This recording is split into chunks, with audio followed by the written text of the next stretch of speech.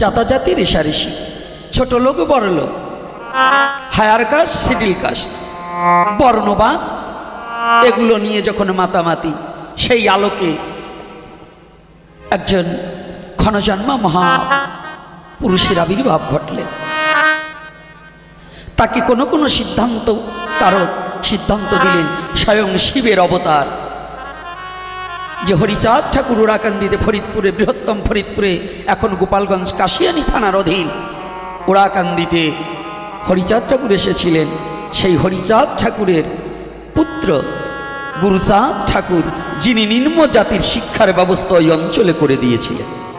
যেন কৃষ্ণ বলে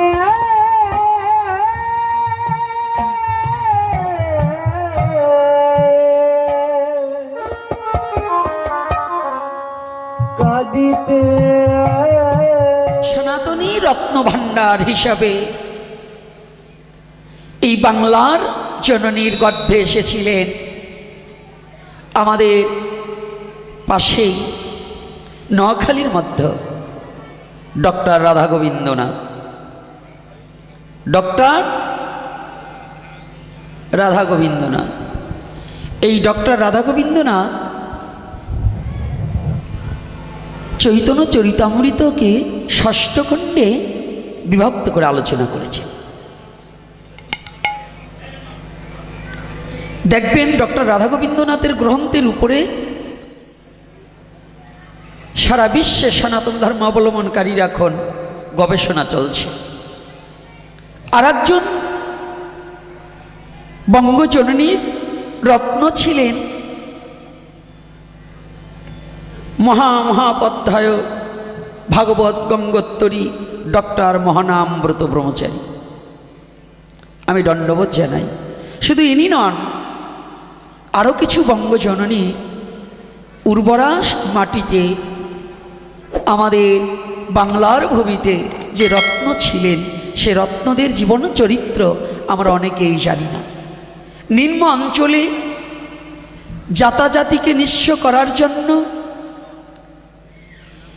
এই হিংসাকে দূরীকরণের জন্য যখন এই বঙ্গজননীতে জাতাজাতি রেশারেশি বর্ণবাদ ছড়িয়ে পড়লেন, মানুষে মানুষে যখন মহাপ্রভু চৈতন্য দেবের যাওয়ার পরেও মহাপ্রভু অনেক চেষ্টা করেছিলেন বটে, কিন্তু মহাপ্রভু যে আইন প্রণয়ন করলেন, সে আইনটাকে এই মূর্খ মানব জাতি অনেকেই মেনে নিতে পারলেন না।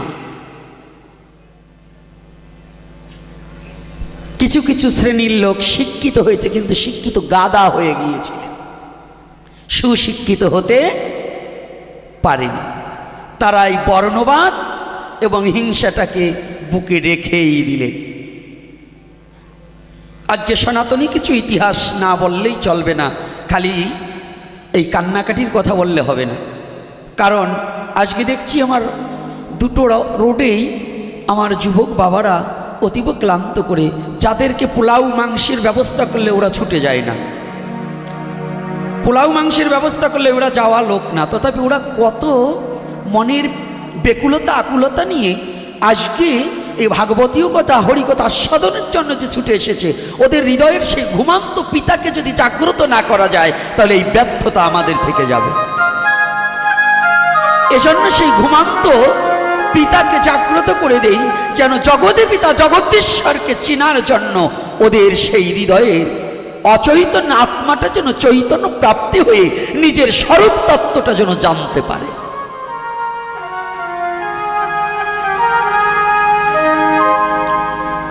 আপনাদের এই অঞ্চলে অনেকে জানেন না, কিছু কিছু অঞ্চল ভিত্তিক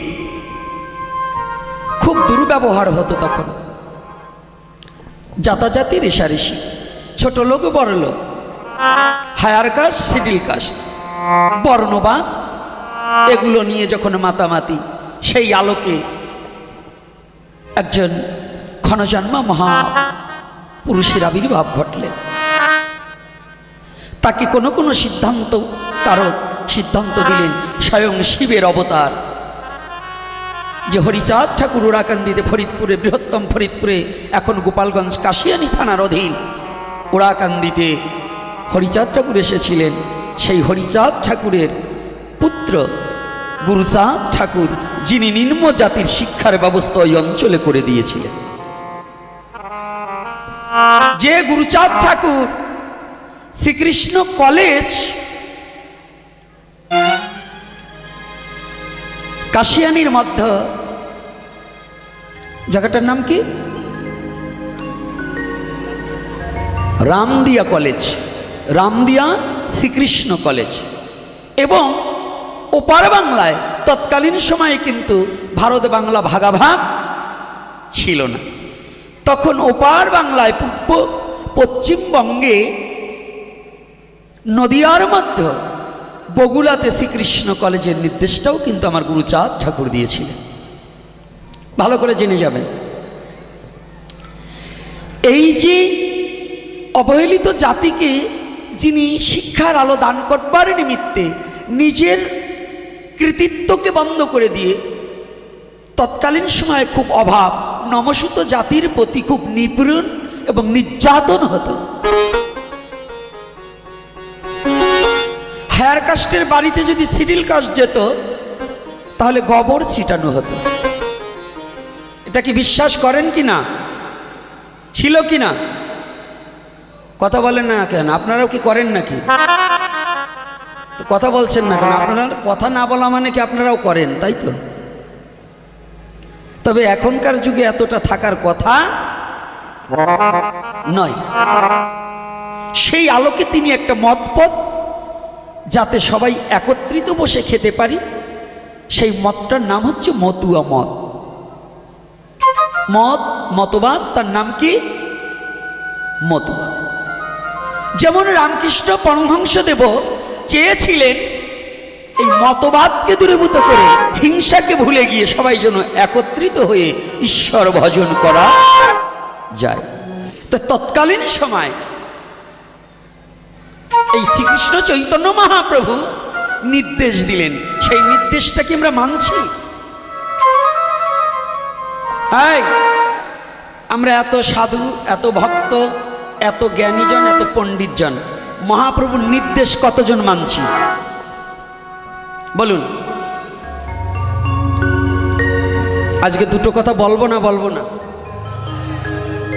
এইখানে আমরা যারা সাধু আছি না, মঠ মন্দিরের সাধু, শতকরা 95 জন মহাপ্রভুর আইন মানছি না।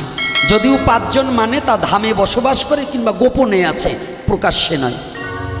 আমার মতো সাধুর দ্বারা কাজ হবে না, কারণ আমি একটাও মহাপ্রভুর আইন মানতে পারিনি, আমি পারিনি, এবং আমার দলে যদি কেউ থাকে ও পারে না। যদি বলেন কেন?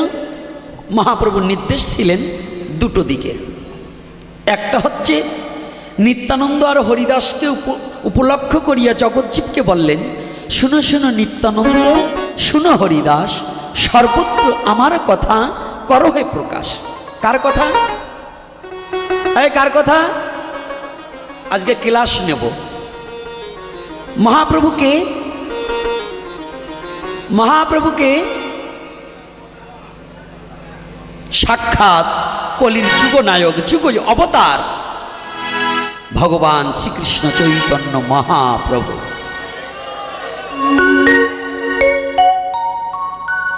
তাহলে ভগবানের কথা যেজন না মানবে, ভগবানের কথা যে না মানে, যেমন আমরা বাংলাদেশের একটা সংবিধান আছে না? তো যদি বাংলাদেশের সংবিধানকে কেউ লঙ্ঘন করে, সে কি? রাষ্ট্রদ্রোহী, দেশদ্রোহী, রাষ্ট্রদ্রোহী নাকি? তাহলে দেশদ্রোহী মামলা সে খাবে না? খাবে কি না? আচ্ছা, যদি রাজার কথা কেউ না মানে, সে রাজদ্রোহী, তাহলে সেও মামলা খাবে। তাহলে এই কলির যুগের রাজাকে ভগবান শ্রীকৃষ্ণ চৈতন্য মহাপ্রভু। তাহলে তার বাক্য যদি আমি না মানি, তাহলে আমি কি? রাজদ্রোহী। আচ্ছা, এখানে যতগুলো লোক আছেন সবাই তো সুখ চান। গৌতম বাবা, সুখ ছাড়া কি আমরা দুঃখ কেউ চাই বাবা? একজন ব্যক্তি আছেন যে আমি দুঃখ চাই, সুখ চাই না? হাত তুলুন তো। পারবেন?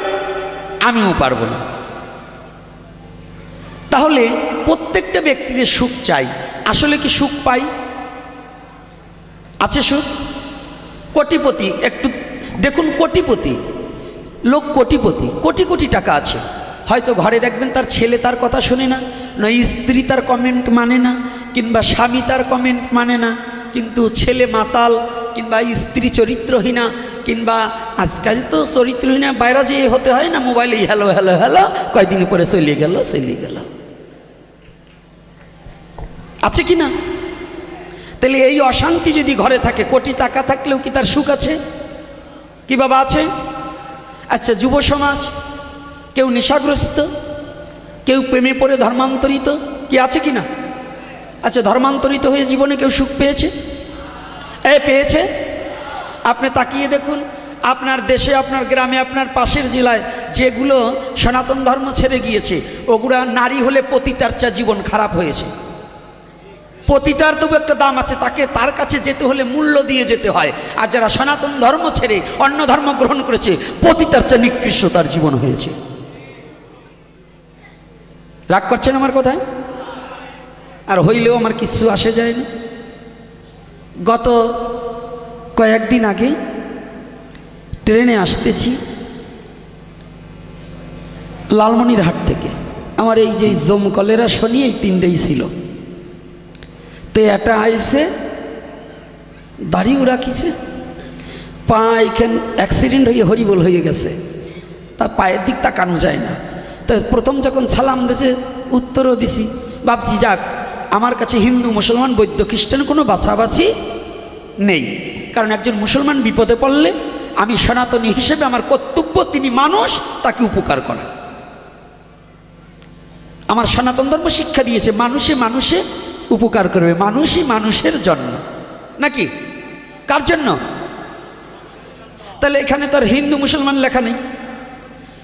আসেই বলতেছে, সালাম দিয়ে একটু পরেই বলতেছে, আমি নবমুসলিম হয়েছি, আমার দুটো ছেলে কোরআনের হাফেজ, আমাকে কিছু সাহায্য করেন। 10 টাকা বাই করে ওরে দেখেছে, এই থো, ওরে দেওয়া যাবে না, থো, কারণ ও তো মুসলিম না, ও নবমুসলিম।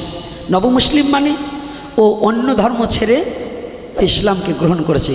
ও আগে ছিল নিশ্চয়ই বাটপার নয়, হারামজাদা নয়, চরিত্রহীনা, তাই কোনো ধর্মে জায়গা না পেয়ে লাস্টে দেখছে যে আমি যদি এই এক পথ অবলম্বন না করি তাহলে আমার নাতি খেতে খেতে জীবন যাবে, তাহলে এইবার কি ভিক্ষা বাড়াবার জন্য।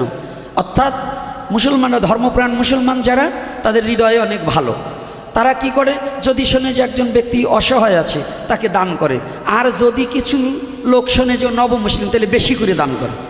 তো এই দানের টাকায় পরিশ্রম করে না খাইয়ে অলসতাভাবে খাবার জন্য ও ধর্ম ত্যাগ করছে।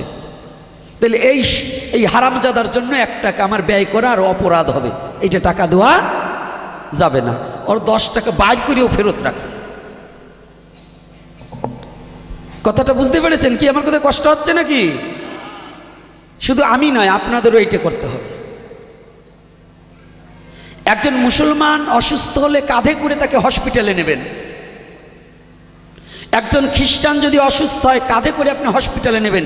রক্ত, ক্লেশ, মল মূত্র যা থাকুক আপনি পরিষ্কার করে আসবেন, ভগবান আপনার জন্য বৈকুণ্ঠের দরজা খুলে রাখবে, কোনো ভয় নেই। অথচ যেজন সনাতন ধর্মে জন্মগ্রহণ করে সেই ধর্মকে পরিত্যাগ করেছে, তাকে যদি কাঁধে নেওয়ার পরে আপনি জানেন যে ও কাঁধে উঠছে, এইটা ধর্ম ত্যাগ করছে, ওইটার সাথে সাথে ফেলাই দেবেন, এমনভাবে ফেলাবেন যেন আর উঠে দাঁড়াবার না পারে। কথাটা বোঝা যাচ্ছে? হ্যাঁ যুব সমাজ, শোনা যায়? তাহলে কি করতে হবে? আরো কাঁধের দিয়ে ফেলে দিতে হবে, কারণ ও বেঈমান। ও সৃষ্টিকর্তার সাথে বেঈমানি করছে, জাতির সাথে বেঈমানি করছে, ওর মা বাবার সাথে বেঈমানি করছে, তাহলে ওর রক্তের সাথে বেঈমানি করছে, ও সমাজের সাথে বেঈমানি করছে, ও বেঈমান। ওকে কি বলা চলে? জাতীয় বেঈমান। এই জাতীয় বেঈমানের কোনো ধর্ম থাকতে পারে না। এজন্য ও কিন্তু আপনার জন্য কোনো প্রার্থনা জানাবে না। অথচ একজন ধর্মপ্রাণ মুসলমান, আপনি 10 টাকা দান করলে অন্তত তার সৃষ্টিকর্তার সাথে 2 হাত তুলে একটু মোনাজাত করবে, করবে না? কিন্তু ও করবে না, ওই বাটপারে করবে না, ও আপনার কাছ থেকে নেবে। এই জন্য এটা করা যাবে না। তাহলে ভালো করে একটু বুঝবেন। তাহলে এই যে আমরাও কিন্তু বেঈমান হয়ে গেছি। আমরা সুখ চাচ্ছি, কিন্তু সুখ কি পাচ্ছি? কোটি টাকা থাকলে কি সুখ হয়? মার্বেল পাথরের ঘরে শুলে কি সুখ হয়? এসিতে শুয়েছি, বহিরঙ্গের তাপটাকে জুড়ালো, কিন্তু যদি কারো অন্তরে তাপ থেকে থাকে, এই অন্তরের তাপটাকে জুড়াইবার নিমিত্তে কি কোনো এসির বাতাসে হবে? কোনো ফ্যানের বাতাসে হবে? এই যে কি যেন এয়ার কুল না কি কয়, এয়ার কুলার, ওই যে ভালো বুইরেটার ভালো মনে থাকে, আমাকে মনে থাকে। তো এয়ার কুলার, তার বাতাসে হবে? হবে না।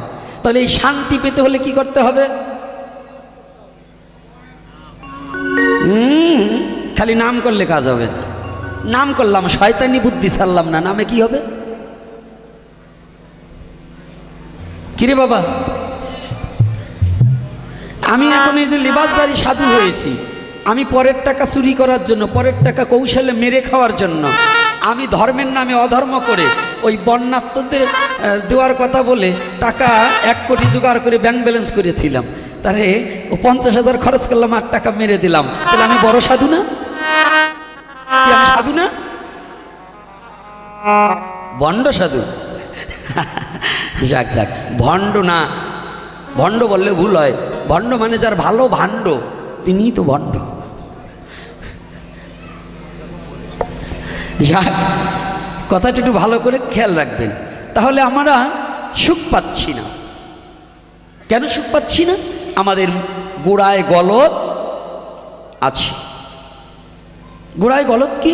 আমার বাবারা বলছে নাম করলেই সুখ হয়, কিন্তু নাম করলেই সুখ পাওয়া যায় না। সুখটা আলাদা বিষয়বস্তু। সুখ কখনো দেহ দিয়ে অনুভূতির জগতে নয়, সুখ হচ্ছে আত্মার জগৎ দিয়ে অনুভূতির জগতে নিতে হয়। সুখ কি দেহে হয়? সুখটা কোথায়? আত্মায়। যদি সুখ দেহে হতো তাহলে ওই গাছতলায় থেকেও একজন সুখে জীবন যাপন করে, একজন 5 তলায় থেকেও সুখ পায় না।